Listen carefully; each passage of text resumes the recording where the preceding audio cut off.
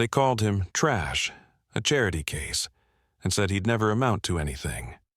A teacher publicly humiliated him, classmates laughed at his pain, and even the school administration turned a blind eye. But what happened next, it shattered the entire school's belief system, exposed a shocking scandal, and launched this quiet farm boy onto the global math stage. If you've ever been underestimated, if you've ever been told you're not good enough, this story is for you. Before we dive in, drop a comment and tell me where you're watching from. And if you haven't yet hit that subscribe button, let's help this channel reach 1,000 subscribers so we can bring you more real, powerful stories, like this one. You'll never be more than a dirt farmer's mistake. The words slapped Alex Carter harder than any fist ever could. It was the first day at Maple Ridge Academy, a place where children arrived in Teslas and wore designer backpacks. Alex.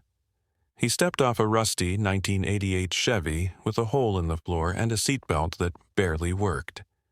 His worn jeans and second-hand shoes screamed, "I don't belong."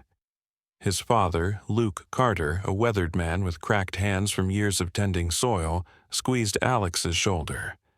"Remember, son, it's not where you're from. It's what's inside you." Alex smiled weakly and stepped through the towering glass doors into a world that reeked of privilege. The classroom buzzed as students exchanged weekend ski trip stories. As Alex entered room 204, advanced mathematics, all conversation stopped. Dozens of judgmental eyes turned their gaze, slicing through him like knives. At the front stood Ms.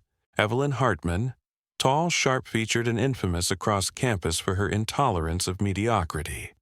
When she spotted Alex, her thin lips curled. "Ah, the charity case has arrived," she announced loud enough for the entire class to hear. Laughter rippled through the room. Alex froze. Charity case. His stomach twisted. Miss Hartman flipped through her attendance sheet, dramatically sighing. "Alexander Carter, from Green Hollow Elementary." Her voice dripped with mockery. "We've never had anyone from there before." The snickers intensified. Alex clenched his fists under the desk, knuckles turning white. "Let's see if you even know basic algebra," she said suddenly, turning to the board and scribbling a complex derivative problem. "Solve this. Now." Alex's heart pounded. The chalk in his hand felt like it weighed 1,000 pounds. The problem, it wasn't just algebra, it was early college-level calculus, a trick, a public execution. Students leaned forward, waiting for him to crumble. But something inside Alex ignited. With steady hands, he walked to the board and solved the equation in under 2 minutes, writing each step methodically, his brain moving faster than his fear. A hush fell. Miss Hartman's face twisted. "Beginner's luck?" she sneered before adding, "But I doubt you'll last a week here, Mr. Carter." Alex returned to his seat, heart pounding but refusing to show weakness. At lunch, things got worse. Jason Miller, the class golden boy and quarterback, slammed Alex's tray onto the floor as he passed by. "Oops, guess Dirt Boy isn't used to clean floors," Jason jeered. Laughter erupted again. Alex knelt to clean the mess, blinking back burning tears. But before he could react further, a quiet voice reached him. "Hey, don't let them get to you." He looked up to see Maya Lynn, a soft-spoken girl with big brown eyes and a kind smile. She slid her untouched apple toward him. "You'll need energy for survival here." Alex forced a smile. "Thanks, but survival, that sounded like an understatement." That night, as he sat on his bedroom floor, back aching from both the day and hours of hauling feed at the farm, Alex stared at the cracked ceiling. "They think I'm nothing," he whispered into the dark. "But I'll show them." The first tear escaped before he could stop it. And so began the most grueling, humiliating, and transformative chapter of Alex Carter's life.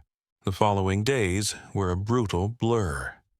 Each morning, Alex woke before dawn to help his father fix broken fences or haul feed across their small, struggling farm. By the time he arrived at Maple Ridge Academy, dirt still clung beneath his fingernails no matter how hard he scrubbed. And every single day, Ms. Hartman made him her target. It started with snide remarks. "Did they even teach math where you're from? Maybe you should stick to counting cows, Mr. Carter." But words soon escalated into something far worse. One chilly Wednesday morning, during a heated lesson on integrals, Alex raised his hand to point out an error in Ms. Hartman's calculation. The room fell silent. Every student turned. Miss Hartman's icy stare locked onto him like a sniper's scope. "Excuse me," she said, voice low and dangerous. Alex swallowed hard. "Your second derivative, it's missing the negative sign, ma'am." A pause. For one brief, shining second, it looked like she might acknowledge his correctness. But then, without warning, she marched toward him, ruler in hand. The crack echoed like gunfire. Pain exploded across his knuckles as the wooden ruler came down hard. Gasps rippled through the classroom. "Next time, stay in your lane," she hissed. "I don't tolerate insolence." Alex pulled his hand back, eyes burning with shame, his fist trembling with bottled fury.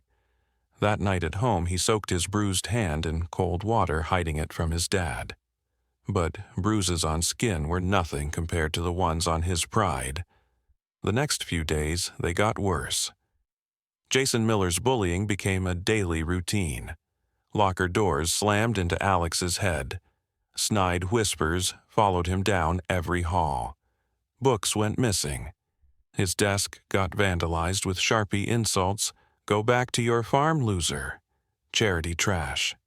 Even Maya, the only friend he had, started facing backlash just for talking to him.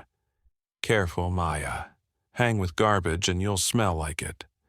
Jason sneered at her one afternoon. Alex wanted to fight back. God, he wanted to scream, punch, something, anything. But the scholarship paperwork haunted him at night. One complaint, one disciplinary action, and he'd lose it all. Every night he replayed his father's words. "Son, sometimes the best revenge is proving them all wrong." So Alex endured.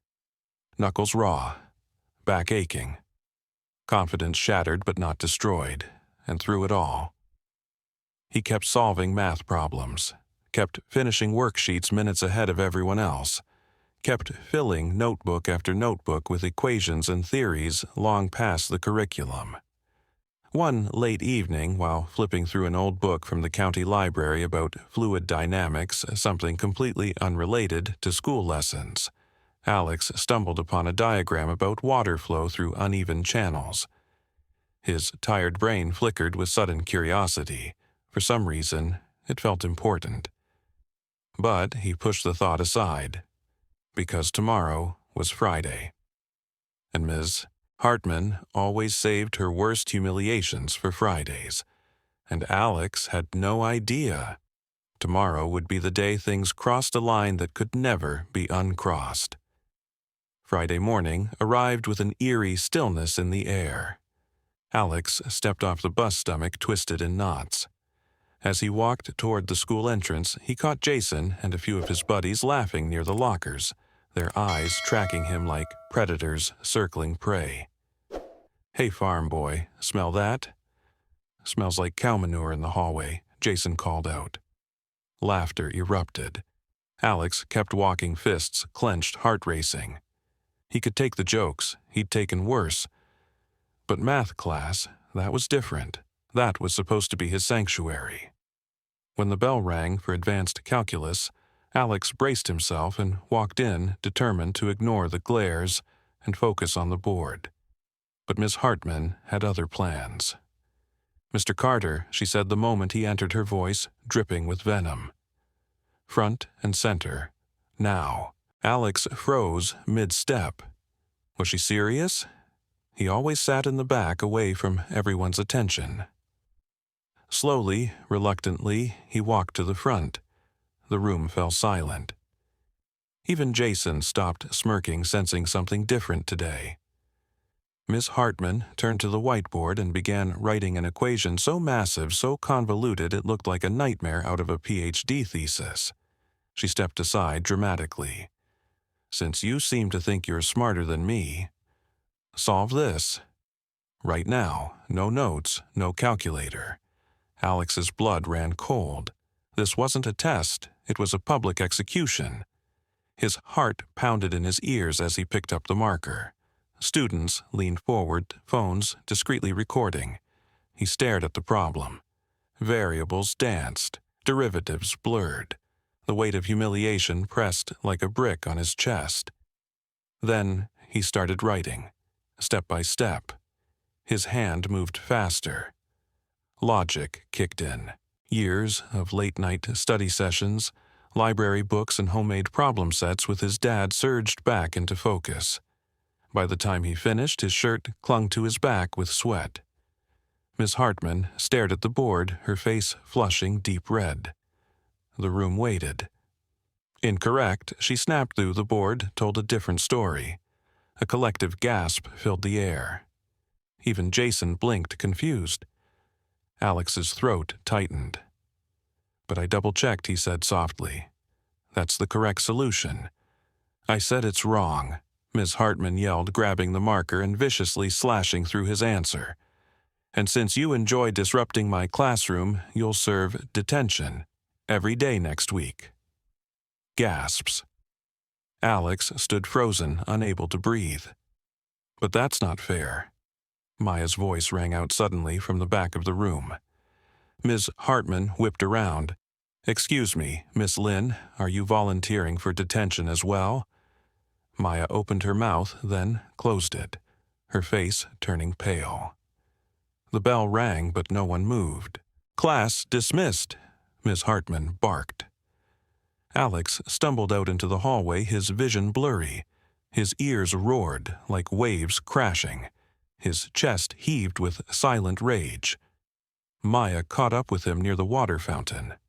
"Alex, you were right. I saw your work. Everyone did." "It doesn't matter," Alex whispered hoarsely. "She won't ever let me win." That night, sitting on the steps of the barn, staring out across miles of empty fields, Alex felt something inside him snap. It wasn't sadness, it wasn't fear, it was a new kind of resolve, sharp, cold, and focused. If she wants a fight, he said to the night sky, then she's going to get one. And for the first time in weeks, Alex opened his math notebook, flipped to a blank page, and started writing. The next week at Maple Ridge Academy felt like psychological warfare. Every day after school, Alex sat alone in an empty classroom for detention. Miss Hartman didn't assign busy work. No, that would be too merciful. Instead, she made him sit in silence while she graded papers, making passive-aggressive comments loud enough for him to hear. "Some students are just disappointments," she'd murmur, wasting scholarship funds others could have used. Each word burrowed deeper under Alex's skin. But every night, Alex fought back in the only way he knew how. Math. He stayed up until 2 a.m., working through advanced problems far beyond the school curriculum. Topics like multivariable calculus, fluid dynamics, and differential equations, concepts no high schooler should be tackling alone. Because deep inside, Alex knew something big was coming, and he was right. On Friday, an announcement rang through the school speaker's attention students. Next Monday, Dr. Nathaniel Reed Fields, medal recipient and world-renowned mathematician, will visit Maple Ridge Academy for a special lecture and problem-solving challenge. Select students will be invited to participate. Congratulations to those chosen. The hallways exploded with chatter. Alex's heart surged. This was it, his chance, his redemption. But when the official participant list went up on the bulletin board that afternoon, His name wasn't there. His chest sank like a stone. Jason Miller selected. 3 students who barely scraped C selected. Alex Carter, completely excluded. Maya stormed toward him, her face flushed with anger. This is ridiculous. You're the best math student here. Why aren't you on the list? Alex shook his head slowly. We both know why. At dinner that night, Alex pushed his food around his plate, appetite gone. His dad noticed immediately. What's wrong, son? Alex hesitated, debating how much to reveal. But then he told him everything. From the day Ms. Hartman first humiliated him, to the ruler, the false accusations, and now this final act of erasure. Luke Carter's face darkened with a level of fury Alex had never seen. That woman laid hands on you. His voice dropped low. Dangerous. Alex nodded. For a long moment Luke said nothing, then stood abruptly from the table. We're going to the school tomorrow morning. I don't care if it's Saturday. But Alex grabbed his dad's arm. No, Dad, please, not yet. I need to do this my way first. Luke's jaw clenched, but finally he nodded. All right, your way. But the second she crosses another line, I'm stepping in. That night, unable to sleep, Alex lay awake staring at the ceiling. He couldn't attend the lecture, couldn't officially compete. But there was one thing Miss Hartman couldn't stop him from doing. Solving the impossible problem anyway. The next day, Alex borrowed Maya's older brother's camera phone. If you can sneak me a photo of whatever problem Dr. Reed puts up, he said, I'll figure it out. I swear I will. Maya nodded, determination shining in her eyes. You're going to blow their minds, she said. Alex smiled faintly. He hoped she was right.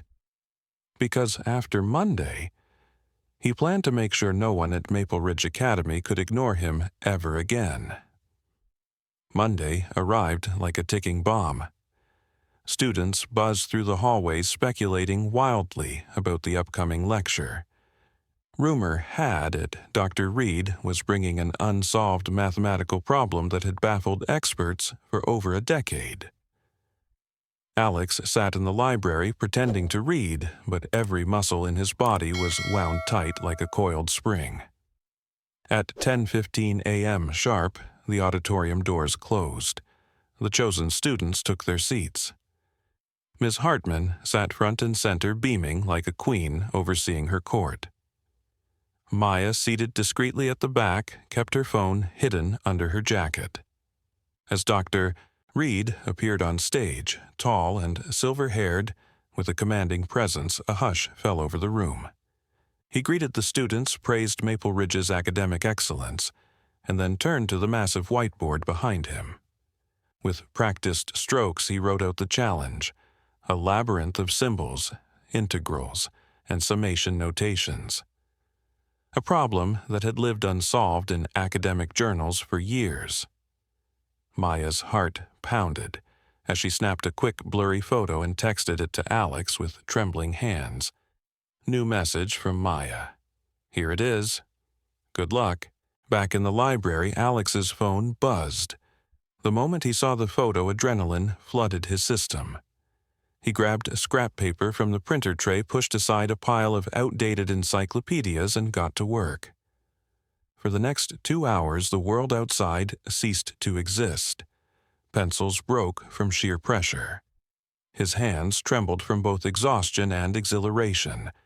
Equations sprawled across sheet after sheet as Alex attacked the problem from every possible angle. Memories of late-night study sessions with his dad flashed in his mind. Discussions about irrigation systems, how water seeks equilibrium, how pressure finds paths through resistance.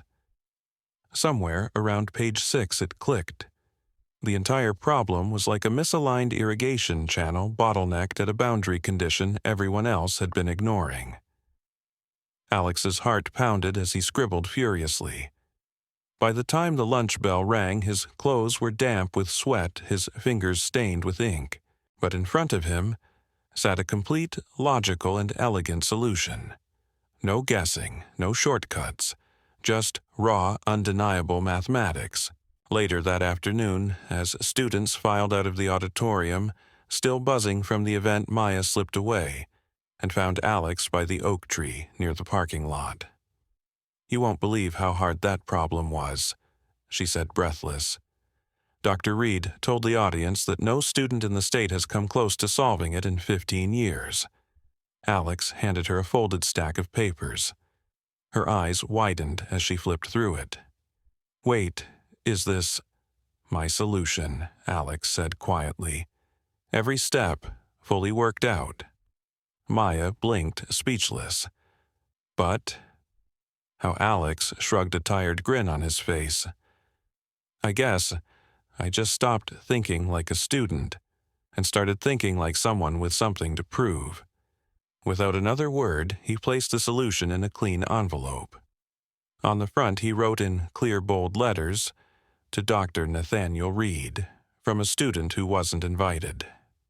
Then, with shaking hands, Alex walked toward the math department office and slid the envelope under the door. Tuesday morning dawned cold and gray, but Alex's heart burned like wildfire. He barely slept. Visions of Dr. Reed holding his solution, reading it, analyzing it had played in his head on repeat all night. But when he walked into advanced mathematics, nothing had changed. Ms. Hartman stood at the front, lecturing on differential equations like it was just another ordinary day. Jason and his friends whispered and chuckled in the back. Maya shot him a look that said, "Hang in there," but Alex's stomach twisted with doubt. What if Dr. Reed hadn't even opened the envelope? What if it ended up in a trash can? What if this was all for nothing? 20 minutes into class, it happened. A knock at the door. Every head turned. Miss Hartman paused mid-sentence, her marker still pressed to the whiteboard. The door opened, and in walked Dr. Nathaniel Reed, holding a familiar white envelope in one hand and a thick stack of papers in the other. Gasps swept across the room. Ms. Hartman's eyes widened. The color drained from her face faster than a spilled glass of milk.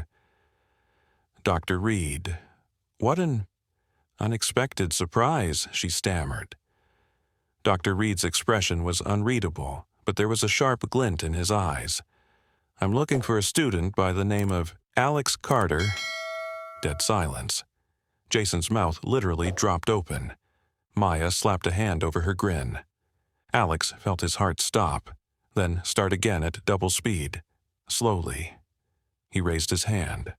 "That's me, sir."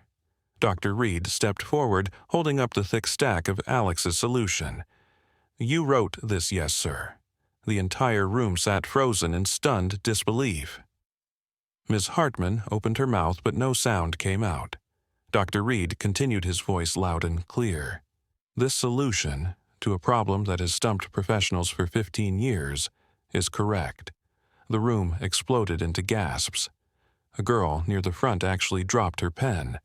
Jason blinked like he'd been punched. Maya fist-pumped under her desk. Dr. Reed turned back to Alex. "Your approach was unconventional, innovative, grounded in real-world dynamics.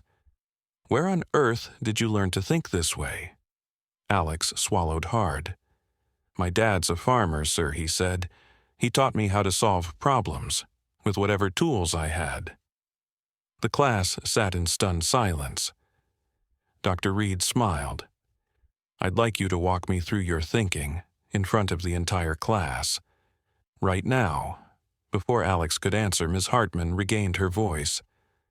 "Dr. Reed, surely this isn't necessary.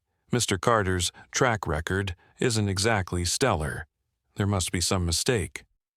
Dr. Reed's smile vanished. "I don't make mistakes when it comes to mathematics, Miss Hartman." The room practically shook with tension. Alex stood slowly, his legs feeling like jelly, but his heart steady. For the first time since he walked through the doors of Maple Ridge Academy, all eyes were on him. Not in mockery, not in pity, but in shock, and for the first time, respect. Alex picked up the marker and began to write. The moment Alex's marker touched the whiteboard, the room held its collective breath. His hand trembled slightly at first, but as he moved from equation to equation, step by step, his voice grew stronger. He explained how traditional methods kept failing, how irrigation systems at his farm taught him about flow distribution and boundary conditions, lessons no textbook could teach. Dr. Reed stood with arms crossed, nodding in appreciation after every step. By the time Alex finished, several students were leaning forward in their seats, eyes wide, jaws slack. Dr. Reed turned to the class. "This," he said, pointing at the board, "is the work of a mathematical mind that doesn't just memorize formulas, but understands problem-solving at its core." Alex stepped back, heart racing.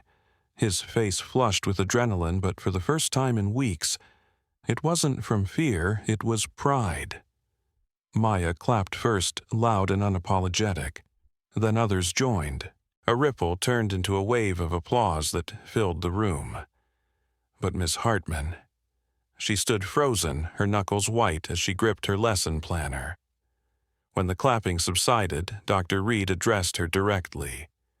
"Miss Hartman, would you care to explain why Mr. Carter wasn't allowed to attend my lecture yesterday?" Her face flushed an ugly shade of red. "There was limited seating," she stammered. "I had to make selective decisions." Dr. Reed's gaze hardened. Selective indeed. Then, as if peeling back layers of rot, more voices spoke up. Maya raised her hand. "Sir, Miss Hartman's been targeting Alex for weeks, publicly humiliating him, giving him impossible assignments, even—" She paused, glancing at Alex, "even punishing him physically." Gasps again. Jason surprisingly stood too. "Yeah, we've all seen it. I laughed at him for it, but it wasn't right." Alex's heart jumped. Jason Miller, the boy who tormented him, was speaking up. Miss Hartman's facade cracked. "Are you seriously taking the word of these children over me?" she snapped. Dr. Reed's voice dropped low and cold. "Miss Hartman, if even half of what they're saying is true, your career is finished." At that moment, Principal Reynolds arrived at the classroom door, face pale but stern. "Miss Hartman, I need you in my office." "Now." She tried to argue, but his voice cut through her protests like a blade. "Now." As she gathered her things with shaking hands, her eyes darted toward Alex, filled with pure hatred, but also something new. Fear. The moment she left the classroom buzzed with whispers. Dr. Reed placed a reassuring hand on Alex's shoulder. "You're coming with me," he said. "Where?" Alex asked, stunned.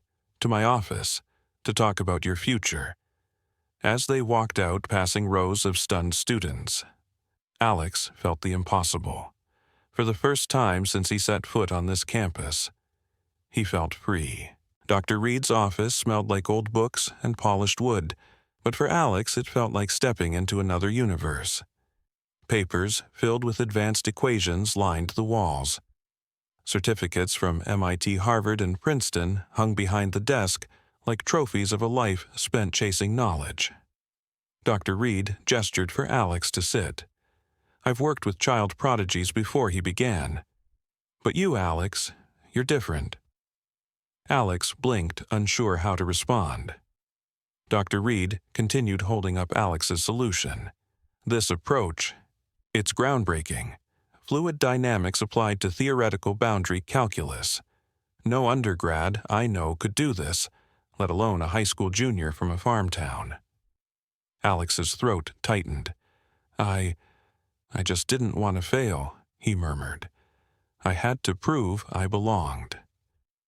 Dr. Reed leaned forward.